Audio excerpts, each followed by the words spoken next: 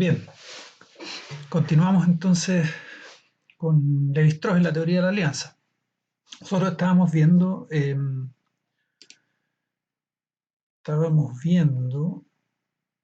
digamos, bastante adelante ya. Nos demoramos mucho en la primera parte. Bien, aquí, ¿no? ¿Cómo se va estructurando? Simplemente por el hecho de prohibir el incesto, eso supone ya una caída en lo simbólico, ¿no? Aquí dice, la prohibición del incesto supone el sistema simbólico en su totalidad. O sea, cuando hay prohibición del incesto, una sociedad ya está en la civilización, podríamos decir, en los términos de...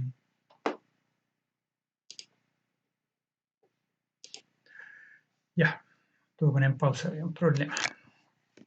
Bueno, entonces estamos retomando la clase, o sea, la parte anterior de la clase, ¿no? El hecho de que haya prohibición del incesto ya supone una estructuración de la vida social, una estructuración a nivel simbólico y a nivel sociológico, ¿no? Que los dos van de la mano, son la misma cosa. ¿Por qué? Porque el decir que existe algo así como el incesto implica que hay una categoría de personas que caen en esa categoría de incestuosos, o sea, que hay parientes. Y esos parientes hay que definir quiénes son. Entonces hay una genealogía. Entonces no es que simplemente la categoría genética de parientes. O sea, hay padre, hay madre, hay hermano, ¿no? Eh, hay parientes, hay relación de filiación, de germandad y de afinidad. Ya con la prohibición del incesto ya se implica todo eso, ¿no? Porque implica el matrimonio y por lo tanto un, un padre y una madre, ¿cierto? O puede ser una madre y varios padres o un padre y varias madres. Eso, digamos, también puede ser, pero implica esas dos dimensiones, padre y madre. Eh, Porque hay que definir a qué grupo se pertenece, al del padre o al de la madre, ¿cierto? Entonces hay que saber quién es el padre y quién es la madre.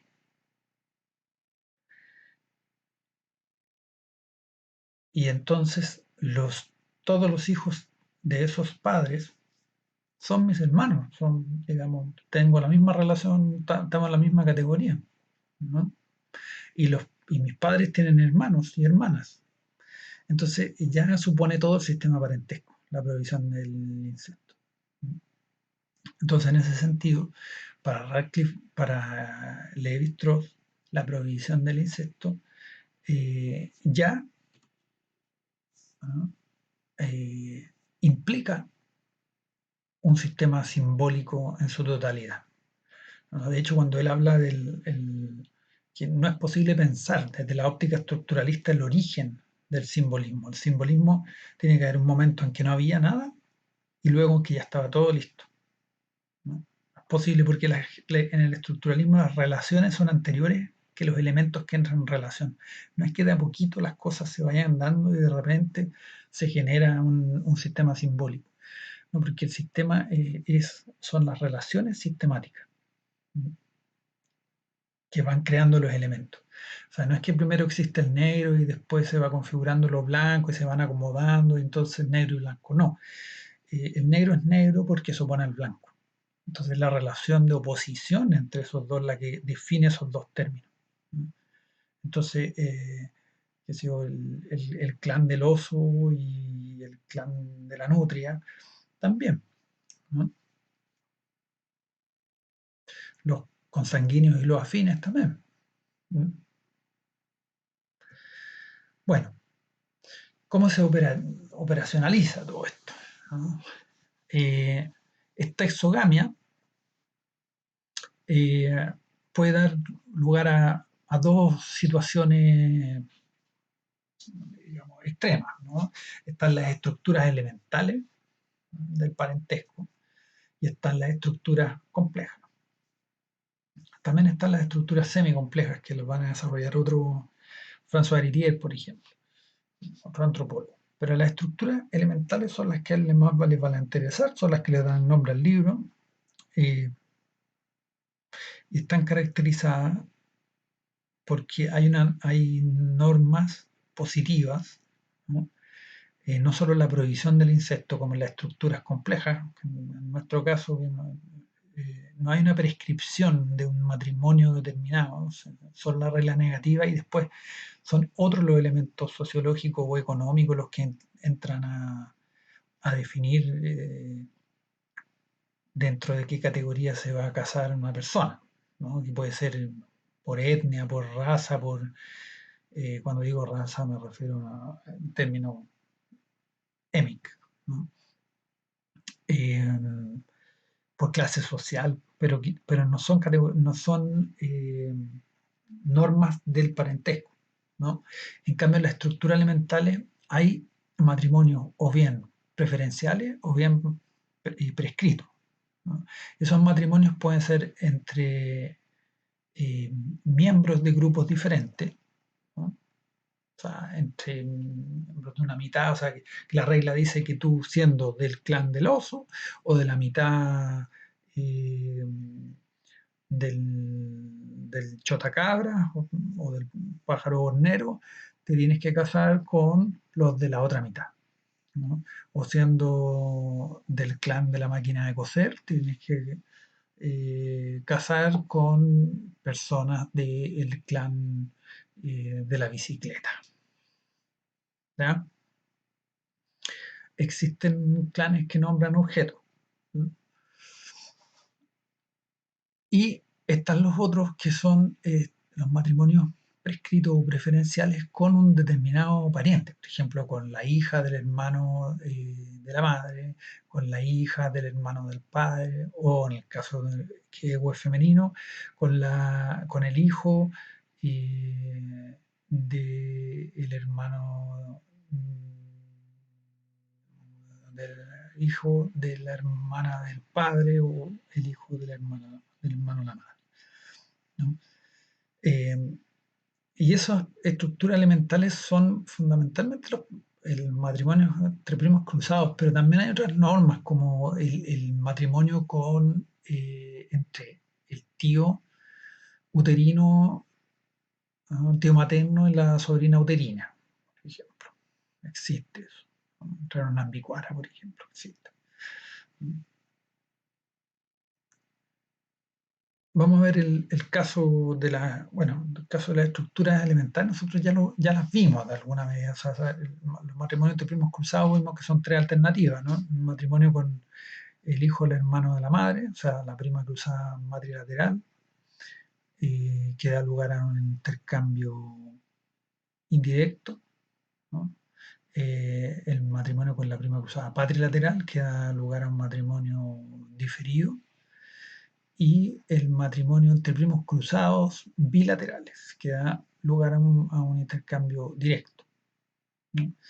Eh, bueno, en realidad Levi-Strauss va a decir que el primero, el matrimonio bilateral o entre primos cruzados bilaterales, da lugar a un intercambio restringido, ¿no? O sea, restringido entre dos grupos, ¿no? Y el matrimonio entre las otras dos formas, ¿no? Que ya sea por el lado matrilateral o patrilateral, es un intercambio generalizado, ¿no? Que son una serie de grupos, que pueden ser n cantidad de grupos, eh, donde hay lo que se llama un conubio, un circular, o un circuito de intercambio, eh, ya sea indirecto o indirecto en una generación y diferido y directo, digamos, en la segunda, o sea, diferido. Eh, y bueno, este es un mecanismo de integración social. Son los mecanismos, es decir, elementales, va a decirle Levi-Strauss, porque eh, eh, dan cuenta de un mecanismo que se encarga de articular una sociedad, ¿no? De generar una verdadera estructura social o organización social en base a un principio. Radcliffe Brown, por ejemplo, llega hasta ese nivel, solo a describir el nivel de la organización, cuántos grupos hay, cómo se relacionan. Levi-Strauss va a llegar atrás, cuál es la lógica que está detrás de eso, ¿no? Y por qué es que esas son las formas elegidas o comúnmente elegidas, ¿no? O sea, hasta aquí podríamos decir que estamos en el mismo nivel que Radcliffe Brown, que a Radcliffe Brown le interesa el eje de la afiliación, ¿no? Eh, A ver, vamos a hacer ese comentario, porque esa comparación es interesante, aunque la próxima clase la voy a dedicar a eso, a la comparación entre los dos. Pero, por ejemplo, aquí, claro, ¿no? Alguien podría pensar que aquí puede haber filiación, ¿no? Porque están muy interesados en que todo ocurra dentro del grupo, ¿no? Pero en ese sentido, como, ¿no? La pregunta de los británicos siempre es cuáles son los mecanismos que hacen que estos dos grupos formen parte, estos dos grupos corporativos formen parte de una misma sociedad, ¿no? Porque tienen intereses contrapuestos, ¿ya? En cambio, para Levi-Strauss, esa pregunta no tiene mucho sentido, porque tanto la alianza como la afiliación son subproductos de la distinción entre los dos grupos, digamos, de esta especie de tachadura que hay, esta especie de corte que hay al interior del grupo, ¿no? Que expulsa y que obliga a incorporar gente y a llevar gente afuera y hace que este grupo necesite a este para existir y se definan uno en relación al otro. Entonces, la prohibición del incesto genera la necesidad de la alianza que implica la filiación. Antes de la prohibición del incesto no hay filiación, ¿no? En esta lógica estructuralista que se basa en la oposición, en la complementariedad, ¿no? Bueno, entonces, estas son las formas básicas o elementales en que se integra una sociedad, ¿no? Como decíamos, esto permite ampliar el horizonte social de los grupos. No queda restringido ahí a una horda, encerrado en una caverna, podríamos imaginarlo, sino que se abre el mundo, ¿no? Y el ejemplo o el caso de este estudio lo demuestra, ¿no?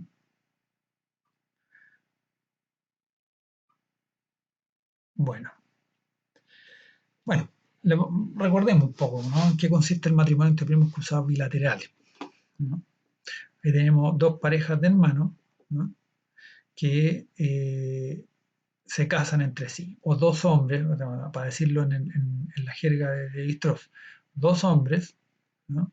Que intercambian hermanas, o sea, ya, tú te casas con mi hermana y yo me caso con la tuya. Y así pasan a ser cuñados, ¿no? Muy importante para Levi-Strauss la relación entre cuñados, ¿no? Entonces, este doble matrimonio, que es igual al que yo les mostré de Juan Fernández, ¿no? Este de acá. Son dos hermanos, una pareja de un hermano y una hermana que se casan con otra pareja de hermanos, ¿no?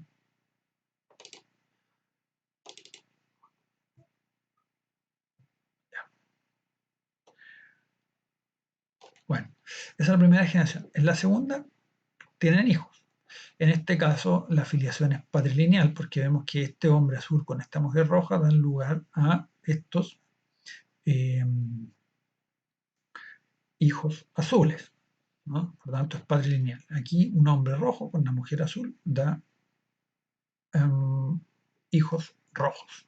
Podríamos decir, si vamos a este caso, que pongamos que el azul son los cuervos y los halcones son los rojos, ¿no? Entonces la afiliación, bueno, aquí hemos dicho que era matrilineal este caso, ¿no? Entonces, este caso, por ejemplo, solo funciona con filiación unilineal, ¿no? No la cognaticia, sino como la distingue, las mitades. Bueno, el resultado es que estos primos son primos cruzados, porque, por ejemplo, para este ego femenino. Bueno, aquí está el ego masculino. Esta mujer, para este ego, es hija de la hermana del padre, prima cruzada, pero también es hija del hermano de la madre, prima cruzada bilateral, por los dos lados, ¿cierto? Y para él también, ella va a ser hija, ¿no? Hija, este es su padre, esta es la hermana del padre, hija de la hermana del padre, y es hija también de eh, el hermano de la madre, del hermano de la madre, ¿cierto? De Evo. Prima cruzada bilateral. Y entonces ellos se casan con la prima cruzada bilateral. Y la tercera generación vuelve a ocurrir lo mismo. Ahí en los casos ya nos vamos. La historia estudia Nambiquara y estudia varios casos de la Amazonas, porque plantea que era el matrimonio más extendido en esa zona. Bueno, entonces aquí el ilustro hace un análisis en el cual nos vamos a detener porque es muy interesante. Bien, con este esquema, Levi-Strauss quiere mostrar qué es lo que está detrás, cuál es la lógica que explica, ¿no?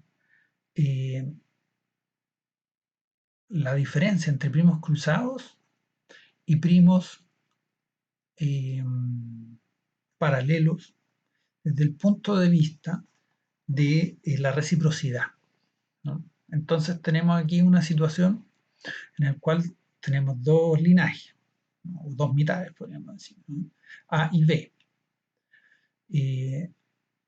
filiación patrilineal y residencia patrilocal, o sea, un sistema eh, armónico que se llama, ¿no? Se ve aquí que los primos cruzados, siempre aquí están los egos, los primos cruzados, aquí están los egos, los primos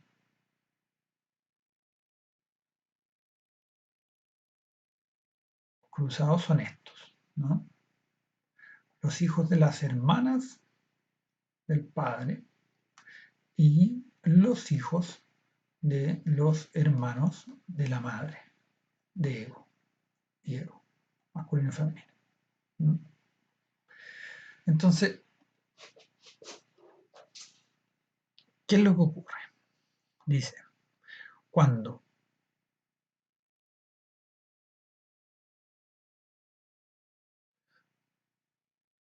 en virtud de la reciprocidad, cuando se recibe algo, ¿no? Cuando se recibe un don, uno queda en deuda. Tiene la obligación de volver a dar o de devolver, ¿no? Y cuando uno devuelve, vuelve a dar, los otros quedan a su vez en deuda y tienen que volver a dar.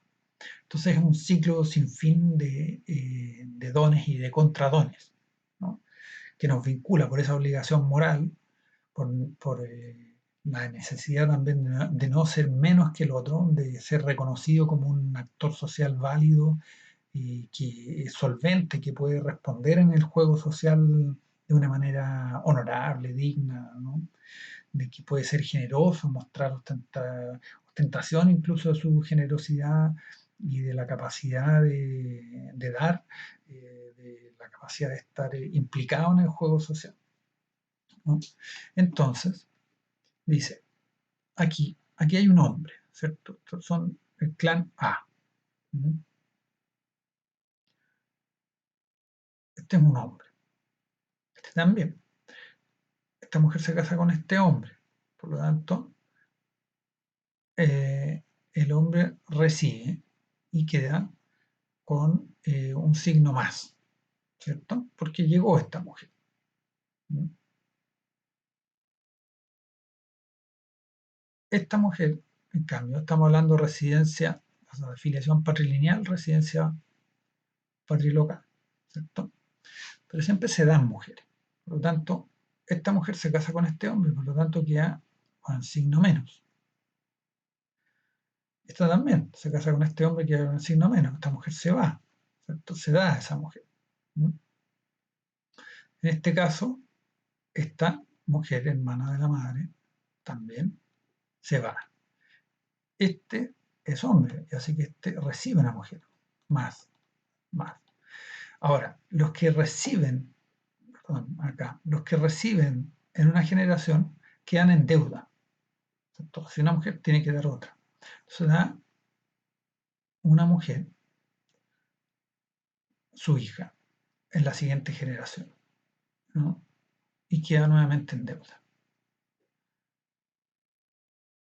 Si aquí se fue, entonces tiene que recibir en la siguiente generación. ¿Mm? Entonces, dice, los primos que están en la relación más menos son cruzados. Los que están en la relación más más o menos menos son paralelos. ¿No? Ah, aquí, este hijo del, o sea, nosotros, o sea, ego, el hermano del padre, menos, menos. ¿Mm? ¿Cierto? O sea, que tienen que recibir a la próxima. Acaban de en esta generación recibieron, ahora tienen que dar. Los dos están en la misma situación porque los dos son hombres. Pero estos de acá, como estas son las hermanas, son mujeres, ellas se fueron y aquí tienen que recibir. Están en otra circunstancia. ¿No? Y aquí este otro lado es lo mismo. ¿Cómo? ¿Qué dice Levi-Strauss al respecto? Vamos a leer un poco. Si los pongo para que puedan leer ustedes, si quieren lo ponen en pausa. Igual. Un esquema ilustrará este análisis.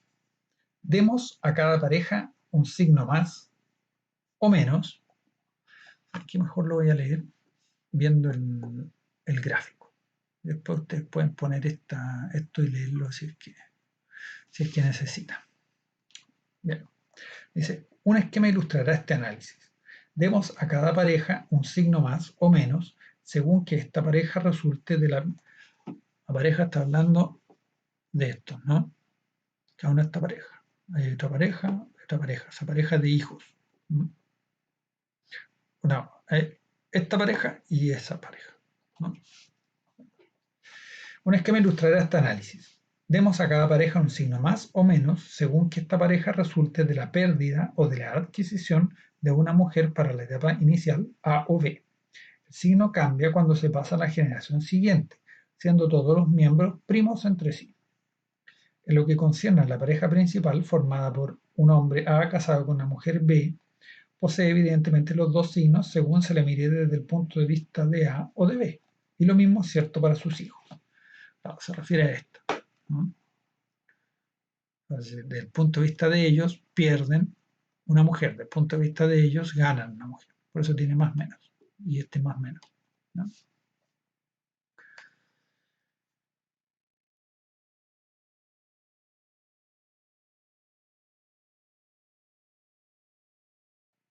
Ya. Ahora basta considerar la generación de los primos para comprobar que todos los que están en la relación más más o menos menos son paralelos, mientras que los que están en la relación más menos o menos más son cruzados. La noción de reciprocidad permite entonces deducir inmediatamente la dicotomía de los primos. Dicho de otro modo, dos primos varones que están ambos en la posición de crédito frente al grupo de su padre y deudora frente al grupo de su madre no pueden intercambiar a sus hermanas, así como no lo podrían hacer dos primos varones en posición de crédito frente al grupo de su madre y deudora frente al grupo de su padre. Este arreglo íntimo dejará en alguna parte por un lado a un grupo que no restituirá al otro y por otro a un grupo que no recibirá nada, y el matrimonio en ambos grupos permanecerá bajo la forma de una transferencia unilateral. El matrimonio entre primos cruzados solo expresa, en último análisis, el hecho de que en materia de matrimonio es necesario dar y recibir, pero no puede recibirse de quien más que de quien tiene la obligación de dar, y que es necesario dar a quien posea un título para recibir.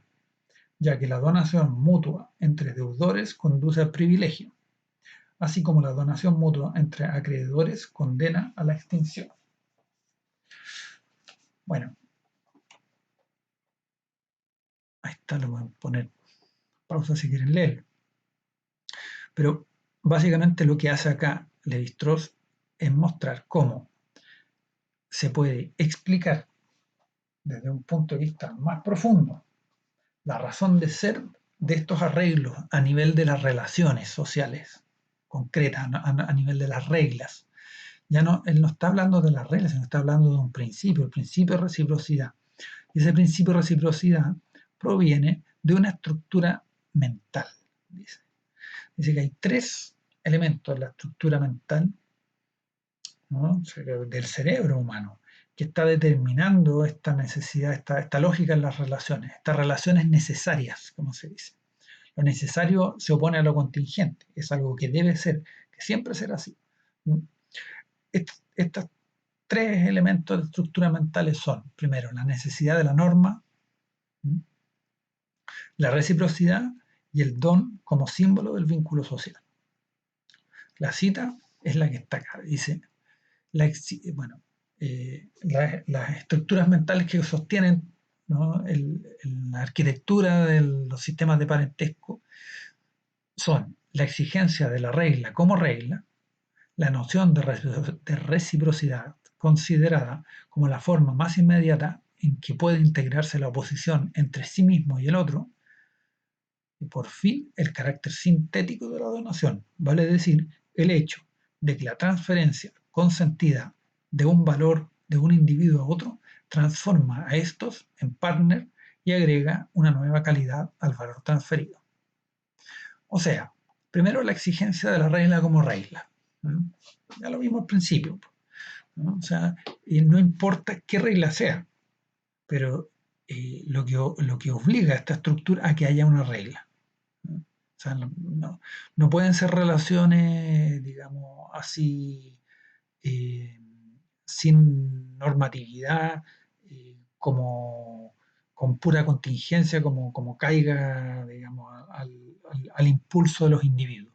No, tiene que haber una regla. No dice cuál ni cómo, pero tiene que haber una regla. Y esa regla distingue, prohíbe a cierto, eh, es la prohibición del incesto, es el tabú del incesto. Luego, la noción de reciprocidad, ¿no?, considerada como la forma más inmediata en que puede integrarse la oposición entre sí mismo y el otro. O sea, el hecho de que hay elementos diferentes que, sin embargo, se corresponden entre sí. Esto es muy importante. Aquí lo que está detrás de esto es la idea de articulación. O sea, el don no funde cosas, no las confunde, no las suelda, no genera una unidad indisoluble de las partes. Mantiene estas partes distanciadas, diferenciadas, pero siempre en relación unas con otras. Si uno entra en una relación de reciprocidad con otro, no quiere decir que sean lo mismo. Justamente porque son distintos pueden establecer esa relación de reciprocidad. Eso se llama articulación. Eso es lo que está detrás de la idea de estructura social. O sea, una comunidad, por ejemplo. Al interior de una comunidad eh, hay subgrupos siempre. Y esos son los que están dando cuenta de la estructura, de elementos diferentes que se vinculan, sin embargo, de manera recíproca y solidaria. Esto no quiere decir que sea armónico necesariamente. De hecho, el don, la reciprocidad, muchas veces, como les decía yo, es competitivo. El caso del potlatch, por ejemplo, que es una guerra a través de regalos, ¿no? Sin embargo, igualmente articula. ¿Por qué? Por el tercer principio. Dice, el hecho de que la transferencia, a ver, no, por fin, el carácter sintético de la donación, eso está muy bien dicho, el carácter sintético de la donación, o sea, el dar genera una nueva realidad. La reciprocidad es un hecho en sí mismo, ¿por qué? Porque está dado por la oposición, ¿no?, por por este elemento constitutivo de lo estructural. O sea que lo que hay es un sistema de diferencias. Pero el don, la relación entre esos elementos, genera una nueva síntesis, ¿no? O sea, hace que esos elementos sean solidarios, ¿no? Se definan unos en relación al otro. ¿Cómo? A través, ¿no?, de la donación. Vale decir, el hecho de que la transferencia consentida de un valor, o sea, el don siempre tiene que ser voluntario, ¿no? Es obligatorio, porque es un hecho social, pero la obligación es de que sea voluntario y libre, porque si no, no funciona como don, si no es compraventa o simplemente imposición, ¿no? Eh, Tiene que existir el espacio para la libertad. Entonces dice, el hecho de que la transferencia consentida de un valor, o sea, de un objeto con valor o de algo que sea valioso, de un individuo a otro, transforma a estos en partners, o sea, en socios, ¿no? En socios en cuanto al don, y agrega una nueva calidad al valor transferido. El valor transferido, la nueva calidad del valor transferido, es su carácter simbólico. O sea, el don simboliza la relación, es todo lo que simboliza, ¿no? Eh, y la opera, la instituye, ¿no? Eso es lo que simboliza el regalo, el interés que uno tiene en el otro, ¿no? Por mucho que ese interés pueda ser doble, puede ser medio perverso, ¿no? Está toda ahí el tema del regalo envenenado, que por lo demás en alemán antiguo es la misma palabra. Gift significa veneno y significa don. Marcel Mauss tiene un texto sobre eso muy bonito. Entonces, ahí está, ¿no? La estructura profunda finalmente es una estructura mental, que es una estructura cerebral, ¿no? Aquí se junta nuevamente la naturaleza con la cultura.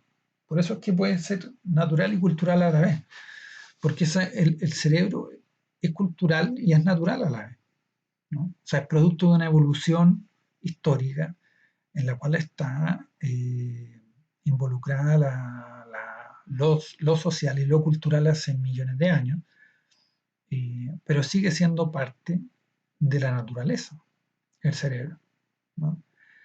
Y el cerebro puede evolucionar así porque está dentro de la posibilidad de la naturaleza también. Entonces, hay ahí una homología entre esos dos niveles. Lo simbólico sí es una realidad de otro carácter que lo natural, pero sigue teniendo las mismas características que lo natural. O tiene en su estructura, es homóloga, ¿no? Solo que está en distintos niveles, podríamos decir, o dimensiones. Bueno, y eh, para cerrar esta clase, me gustaría leer esta cita, ¿no? Que con esto termina el libro de las estructuras elementales del parentesco Lévi-Strauss. Dice, hasta hoy la humanidad soñó con captar y fijar ese instante fugitivo en el que fue permitido creer que se podía engañar la ley del intercambio, ganar sin perder, gozar sin compartir. En los, en los dos extremos del mundo, en los dos extremos del tiempo, el mito sumerio de la Edad de Oro y el mito andamán de la vida futura se contestan. Uno al situar el fin de la felicidad primitiva en el momento en que la confusión de las lenguas transformó las palabras en la cosa de todos. El otro al describir la beatitud del más allá como un cielo en el que las mujeres ya no se cambiarán, ¿no? Bueno, esa es la traducción, pero es intercambiarán. Es decir, arrojando en un futuro o en un pasado igualmente inalcanzables la dulzura por siempre negada al hombre social de un mundo en el que se podría vivir entre sí. Esto es muy bonito porque muestra lo enigmático de Lévi-Strauss, como su ética científica es bien peculiar. Era lo que les decía yo al principio, de que el estructuralismo es sobre todo un método. Bueno, ¿a qué se refiere esta cita? Se refiere a dos mitos. Uno es la Torre de Babel. Ese es el mito, digamos, sumerio del que está hablando.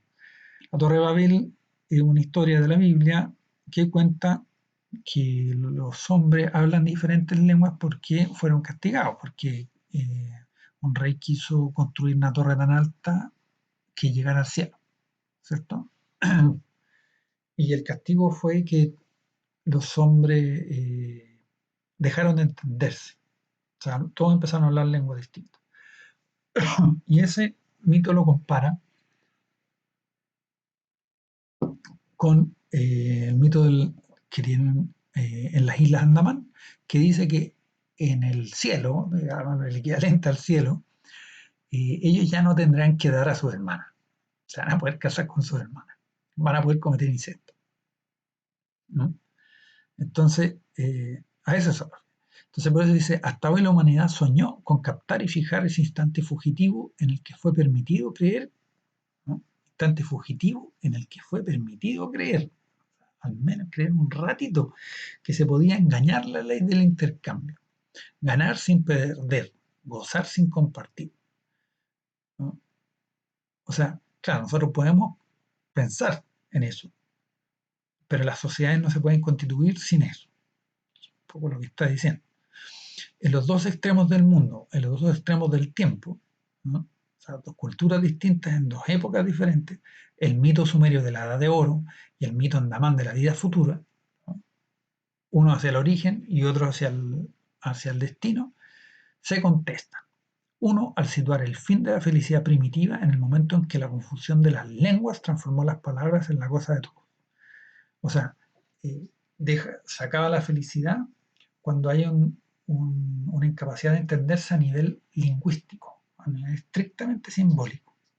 El otro, al descubrir la beatitud, o sea, la santidad, o sea, la felicidad del más allá, como un cielo en el que las mujeres ya no se intercambiarán en el plano sociológico. Entonces, esto digamos, está aplicando todo su estructuralismo a su estilo de escritura, ¿no? Está poniendo todos los casos más extremos en el tiempo, en el espacio. Uno habla del pasado, otro habla del futuro. Uno habla de lo simbólico, el otro habla de lo social, ¿no? Pero los dos están mostrando lo mismo, que el ideal, o sea, de cómo poder violar esta ley del intercambio, ¿no? Es decir, arrojando en un futuro, en un pasado igualmente inalcanzables, como utópico, la dulzura, por siempre negada al hombre social, de un mundo en el que se podría vivir entre sí, o sea, simplemente ensimismado, o sea, en un solipsismo, ¿cierto? El hombre social se opone a eso, ¿no? Apuesto a eso. La sociedad, en el fondo, es abrirse al otro. Eso es lo que está planteando la historia, ¿no? Por eso que la prohibición del insecto es la piedra angular de la cultura, es lo que inaugura lo simbólico y es lo que abre la sociedad a una interacción con otros grupos, pero también otros grupos similares a los de uno, pero también otros grupos que pueden ser ¿no? De otras culturas, eh, con otras lenguas, con otras como en el CULA, por ejemplo, que es una institución intertribal, ¿no? De grupos completamente distintos, ¿no? Entonces hay una ética, y aquí ya llegamos a una cuestión más filosófica, ¿no? Pero que no está planteada como una verdad, ¿no? O sea, eh, creo que este párrafo es muy bonito en eso, porque hay una ambigüedad en el registro. O sea, él está planteando que hay una estructura mental que es universal, que es para todo, es una cuestión teórica, digamos, de peso, pero para cerrar el libro te muestra que todos fantasean con que eso no sea así, ¿no? Porque existe la posibilidad de que no sea así. Y porque, claro, hay unas sociedades donde sí se intercambian mujeres, pero otras donde no, ¿no? Hay sociedades donde la alianza es muy importante, yo diría que en la mayoría, pero hay otras en que la afiliación es más importante, o en algunas, como los NA de China, donde no solo, donde no hay, pero ni un poco de alianza, ¿no? De todas maneras, la historia se hace cargo de eso, o sea, se le hacen muchas críticas. Pero vamos a dejarlo hasta aquí.